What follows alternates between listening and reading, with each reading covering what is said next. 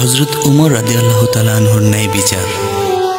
রাসূল পাক সাল্লাল্লাহু আলাইহি সাল্লামের পরেই এই বিশ্বে যার ন্যায় বিচারের শ্রেষ্ঠত্ব দেখতে পেরেছেন উমর ফারুক রাদিয়াল্লাহু তাআলা আনহু তাদের মধ্যে অন্যতম। ওনাকে আমিরুল মুমিনিন বা মুমিনদের নেতা বলে ডাকা হতো। মরক্কোর রাবাত থেকে ইন্দোনেশিয়ার জাকার্তা পর্যন্ত ছিল যার রাজত্ব। শাসক হিসেবে তিনি যেমন শ্রেষ্ঠ ছিলেন, বিচারক হিসেবে তিনি তেমন তীক্ষ্ণ বুদ্ধির অধিকারী ছিলেন। কয়েকটি ঘটনার মাধ্যমে আমরা উমর বিন খাত্তাবের বিচারিক দক্ষতা জানার চেষ্টা করব। হযরত উমর রাদিয়াল্লাহু তাআলা আনহু পারস্যের নাহাওয়ান্দ প্রবেশের গভর্নর হারমোজান ইসলামের এক কট্টর দুশমন ছিলেন। সে মুসলমানদের সাথে পারস্যের যুদ্ধ বাঁধানোর প্রধান হোতা ছিল। সে নিজেও খুব শৌর্যবীর্যের সাথে যুদ্ধ করেছিল। অবশেষে হরমোজান মুসলমানদের হাতে ধরা পড়ে ও কারাবন্দী হয়। কারাবন্দী হবার পর সে ভেবেছিল এবার আর তার রেহাই নেই। মুসলমানরা হয় তাকে দাস হিসেবে বিক্রি করে দেবে, নচেত মৃত্যুদণ্ড দিবে। কারণ তার অতীত কার্যকলাপ দ্বারা সে মুসলমানদের সাথে নিজের সম্পর্ক খুবই খারাপ করে ফেলেছিল। তাকে কিছু করের বিনিময়ে মুক্তি দেওয়া হলো। হরমোজান নিজের রাজধানীতে ফিরে এলো। তৎক্ষণাৎ আরও দ্বিগুণ শক্তি নিয়ে তার বিদ্রোহী তৎপরতা সে শুরু করলো এবং এক বিরাট সেনাবাহিনী নিয়ে মুসলমানদের সাথে যুদ্ধ করতে আবার সে ফিরে এলো। এবারও হরমোজান ধরা পড়ে বন্দী হলো। হরমোজানকে পাকড়াও করে যখন হযরত উমর রাদিয়াল্লাহু তাআলা আনহুর কাছে নিয়ে আসা হলো, তখন হযরত উমর তার উপদেষ্টাদের সাথে পরামর্শ করছিলেন। বন্দী এবার তার মৃত্যুদণ্ড সম্পর্কে প্রায় নিশ্চিত ছিল। প্রতিটি মুহূর্তে সে তাই মৃত্যুর আশঙ্কা করছিল। সহসা হযরত উমর রাদিয়াল্লাহু তাআলা আনহু জিজ্ঞেস করলেন, তুমি নাহাওয়ান্দের বিদ্রোহী গভর্নর? হরমোজান বলল, জি আমি।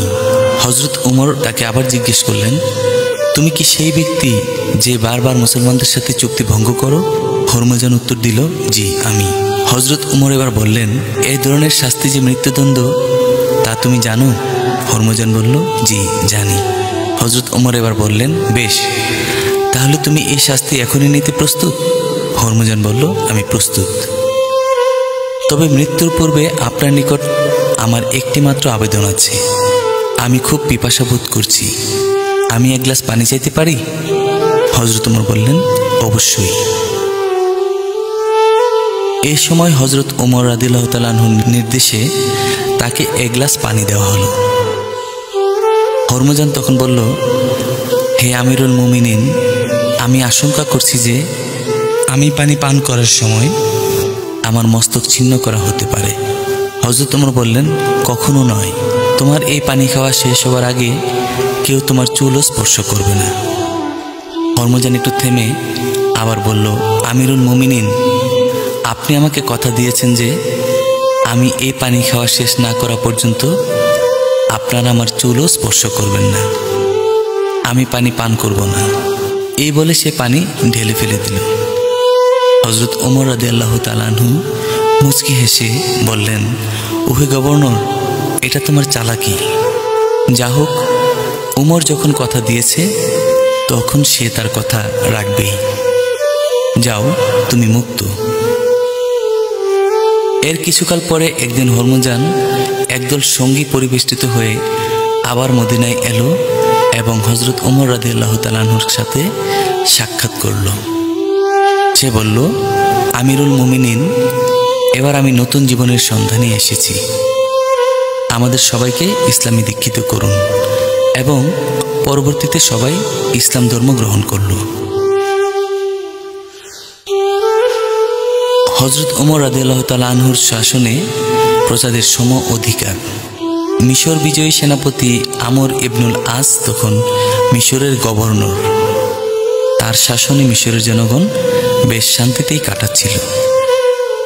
কিন্তু তার একটা বেয়ারা ছেলে তার ন্যায়পরায়ণতার সুনাম প্রায় নষ্ট করতে উদ্যত হয়েছিল। সে যখনই পথে বের হতো সবাইকে নিজের চালচলন দ্বারা বুঝিয়ে দিত যে সে কোনো সাধারণ মানুষ নয়, বরং গভর্নরের ছেলে। একদিন সে জনৈক মিশরীয় খ্রিস্টানের ছেলেকে প্রহার করল। দরিদ্র খ্রিস্টান ব্যক্তিটি মিশরীয় গভর্নরের কাছে তার ছেলের বিরুদ্ধে অভিযোগ করার সাহস পেল না, তাই নীরবে সে হজম করল। কয়েকদিন পর তার জনৈক প্রতিবেশী মদিনা হতে ফিরে এসে জানল যে খলিফা ওমর অত্যন্ত ন্যায়পরায়ণ শাসক। তিনি জাতি, ধর্ম, বর্ণ নির্বিশেষে সকলের সমান অধিকার নিশ্চিত করেন এবং কেউ কারো উপর জুলুম করছে জানলে কঠোর শাস্তি দেন।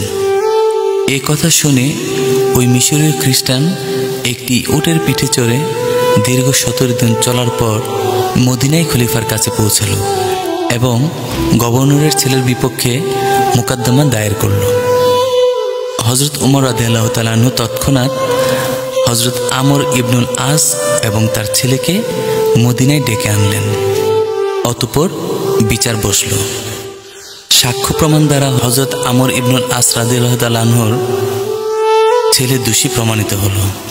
খলিফা ওমর রাদিয়াল্লাহু তাআলা আনহু অভিযোগকারীর ছেলেকে দেখিয়ে বলল, সে তোমাকে যেভাবে কয়েকবার মেরেছে তুমিও সেই কয়েকবার মারো। ছেলেটি যথাযথভাবে প্রতিশোধ নিল।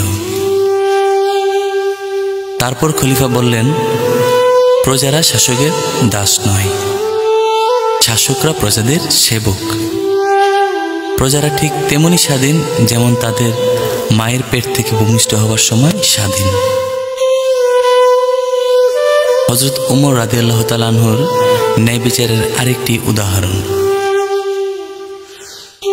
একবার কিছু সুগন্ধি দ্রব্য বাহরাইন থেকে হযরত ওমর রাদিয়াল্লাহু তাআলা আনহুর নিকট পাঠানো হলো।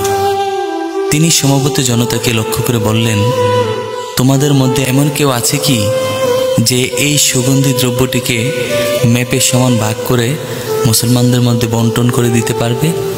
তার স্ত্রী হযরত আতিকা বললেন, আমিরুল মুমিনিন, আমি পারব।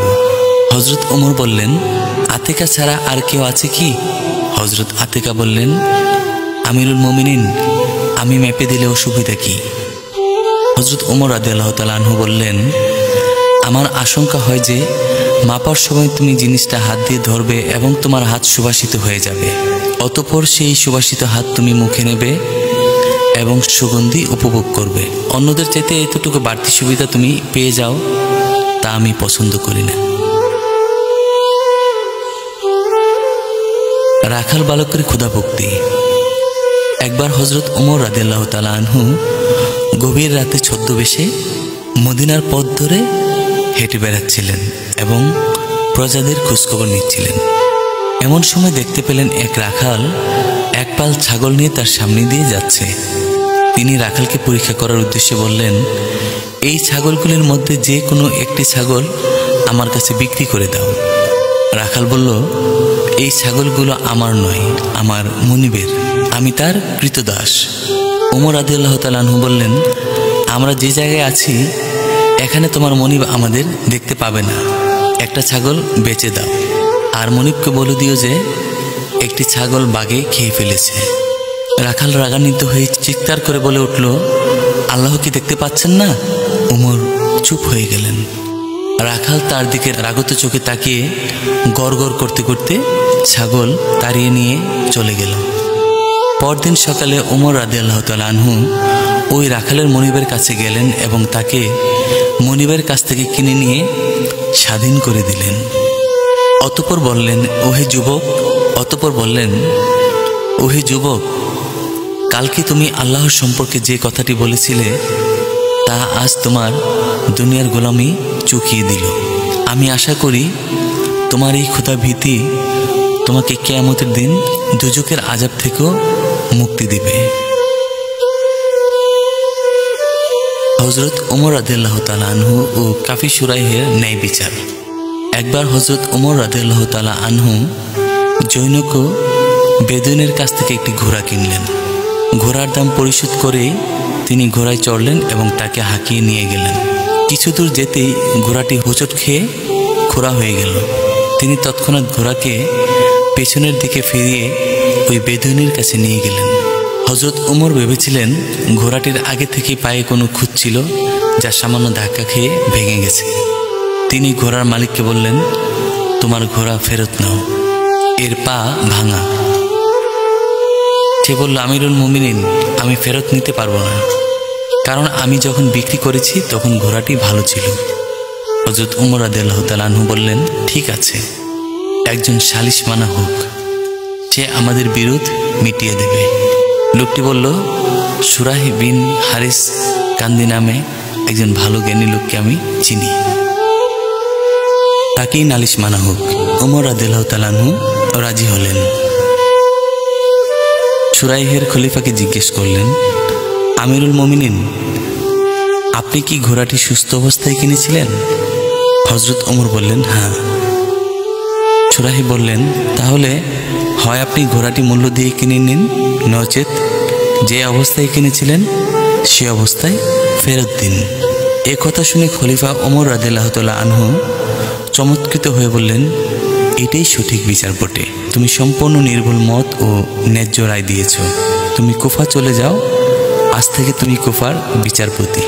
সেই থেকে দীর্ঘ 60 বছর যাবৎ পর্যন্ত তিনি মুসলিম জাহানের বিচারপতি দায়িত্ব পালন করেন। যতদূর জানা যায়, হযরত আলী রাদিয়াল্লাহু তাআলা আনহুর সময় তিনি খলিফার বিরুদ্ধে অনুরূপ আরেকটি রায় দিয়ে প্রধান বিচারপতির পদে উন্নীত হন। তারপর উমাইয়া শাসনকালে হাজ্জাজ বিন ইউসুফের অবর্ণনীয় অত্যাচারে বিরক্ত হয়ে তিনি পদত্যাগ না করা পর্যন্ত কোনো শাসকই তাকে পদচ্যুত করার সাহস পাননি।